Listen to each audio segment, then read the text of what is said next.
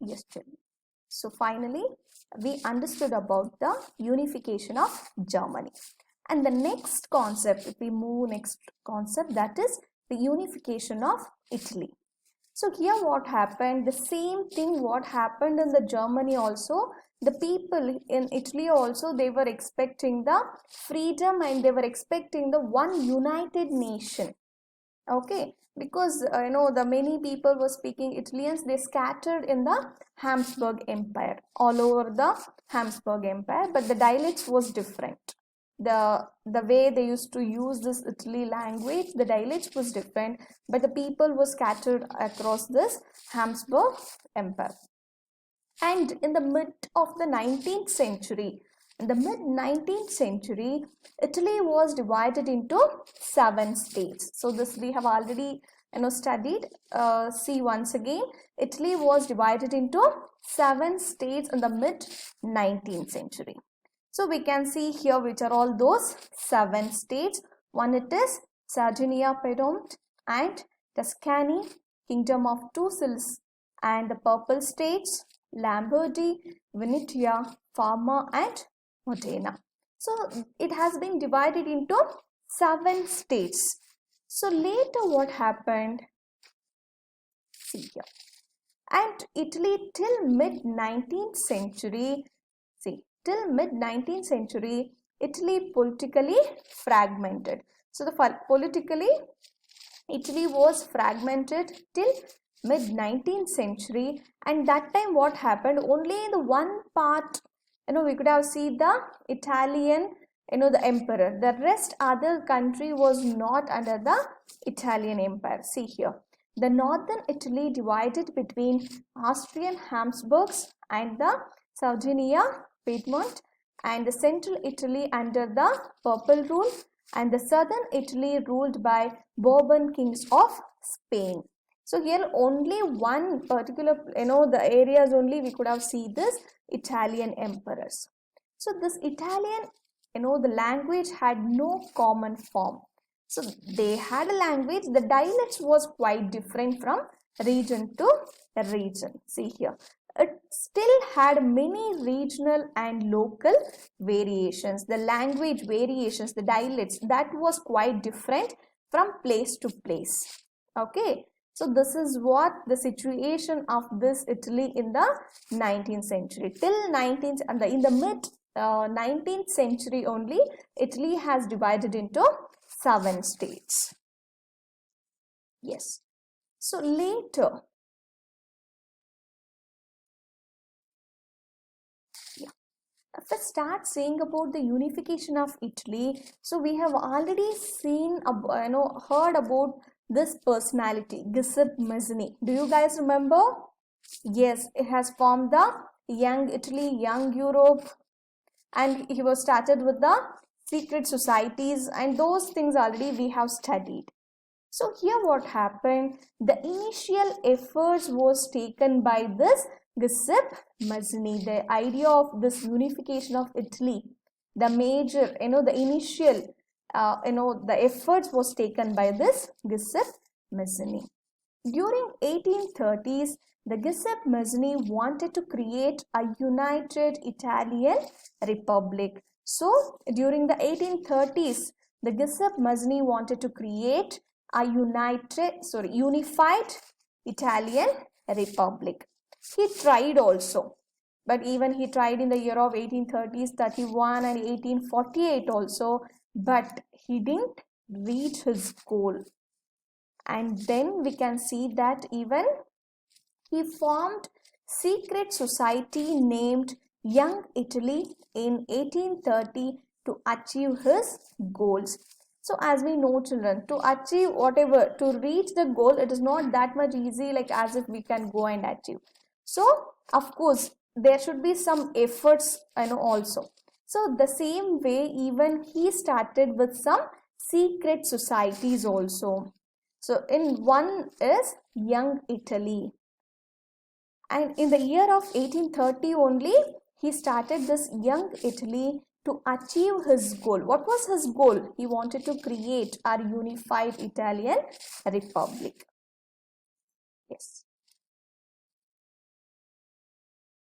Yes, children, as I told you, the revolutionary uprisings of 1831 and 1848 failed. So whatever the efforts was taken by the Giuseppe, it was not achieved. Okay, so he was, the failure in his revolutionary uprisings and the revolutionary activities. So the later we can see the one more personality played a very important role. Okay, see here. The mantle of Italian unification now fell upon Sardinia, the Piedmont under King Victor Emmanuel II. So finally what happened? As we have seen in the beginning only one part of the Italy, that area was under the control of this Italian emperors. The rest other was not under the control of this Italian, the princes. So that is a reason this entire, the activity or the unification act, Italian unification activity came on the head of this Victor Emmanuel II. For the elites of the kingdom, a unified Italy meant possible economic development and political dominance. So the main idea why this unification should happen, because they were thinking that the maximum, the rich people, the elite kingdom are only after this unification only it will be possible to achieve the economic development and even the political development. Our political dominance will be there. That was the main idea of this unification of Italy. So the next, after the Giuseppe Mazzini, the entire responsibility of this unification of Italy came to with the hands of Victor Emmanuel II. And then see here, the Sardinia, Piedmont only state with an Italian ruling dynasty. So as I told you people, this is the only place was under the control of this Italian ruling, the dynasty or Italian empire. So the rest others was under the control of Spain and other, the Scottish people, all those. And then the Count Cavour, he's a personality you have to remember, children. The Count Cavour, the chief minister who unified Italy, was neither a revolutionary nor a democrat. So here you have to remember the three personalities in the unification of Italy. One it is the Giuseppe Mazzini, the one more it is the Count Cavour and the Emmanuel II.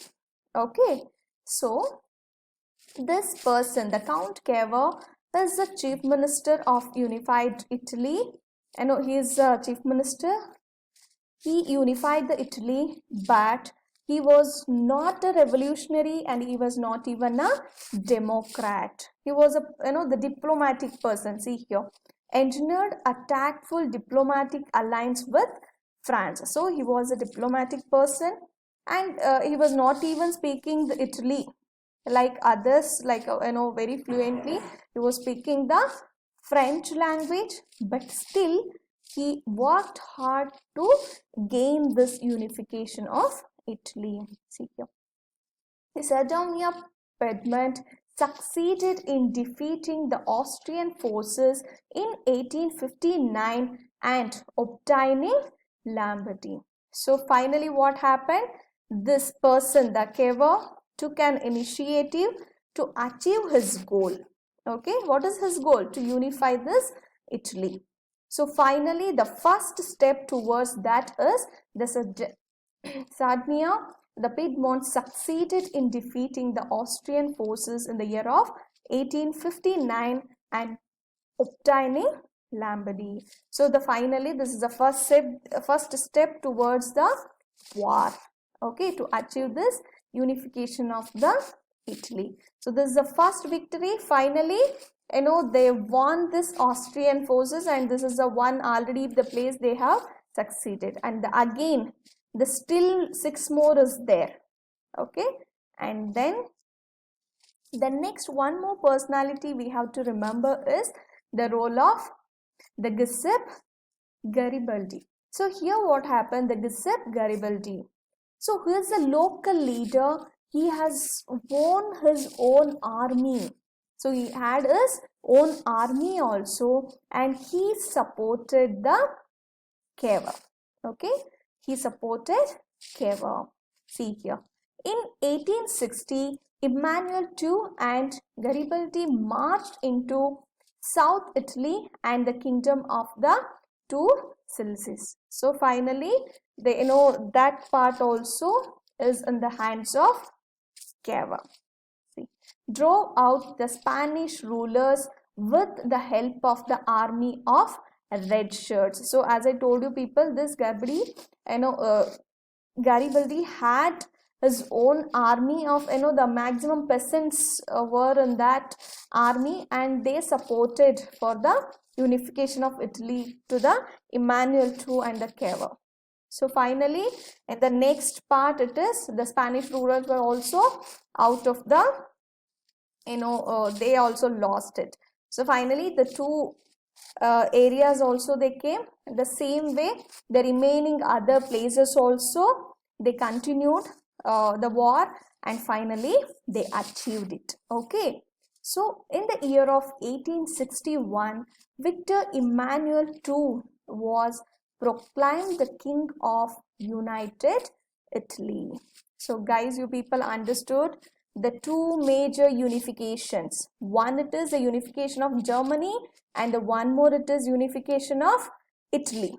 Okay, so finally in the year of 1861, they achieved this unification of Italy, and the Victor Emmanuel II was proclaimed the king of United Italy. But what happens after this unification? See here, the views of the Italian mass on unification. Later what happened, majority of Italian population was illiterate. So here we can see that the majority of the Italian population were illiterates, and they were not aware about what is liberty, what is the nationalism, what is the unification, why they are starting with this unification. No idea about that. Okay, see here, many Italians unaware of liberal nationalist ideology. What was the ideology of this? The main ideology, to have a liberty, to have a freedom and the equality before law to everyone.